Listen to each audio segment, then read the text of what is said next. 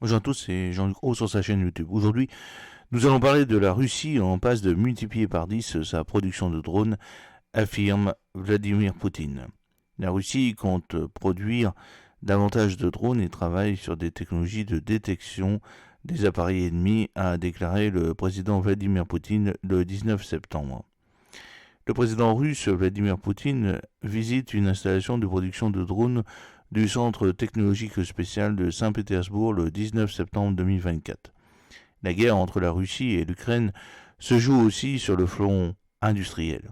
Le président russe Vladimir Poutine a déclaré ce jeudi 19 septembre que la Russie était en train de multiplier par 10 la production de drones pour la porter à près de 1,4 million d'unités en 2024, un effort visant à assurer la victoire de ses forces armées en Ukraine. Depuis que la Russie a lancé son invasion à grande échelle de l'Ukraine en février 2022, le conflit a servi de développement de l'industrie des drones et illustrait l'importance de ces appareils volants sans pilote dans la guerre dite moderne, qu'il s'agisse de semer la panique dans les unités d'infanterie, de collecter des renseignements, de saboter des infrastructures ou d'attaquer des arsenaux. Au total, environ 140 000 drones de différents types ont été livrés aux forces armées en 2023, a déclaré Vladimir Poutine lors d'une réunion à Saint-Pétersbourg sur la production de drones. Cette année, la production de drones devrait augmenter de manière significative. Enfin, pour être plus précis, être multipliée par 10, a-t-il ajouté.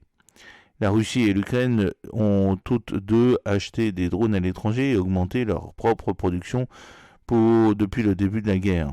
Le développement des défenses anti-drones, le président russe a déclaré que la Russie faisait des progrès presque hebdomadaires dans le domaine de la technologie des drones et qu'elle devait également développer ses défenses anti-drones, c'est-à-dire une technologie qui détecte, désoriente et abat les drones ennemis.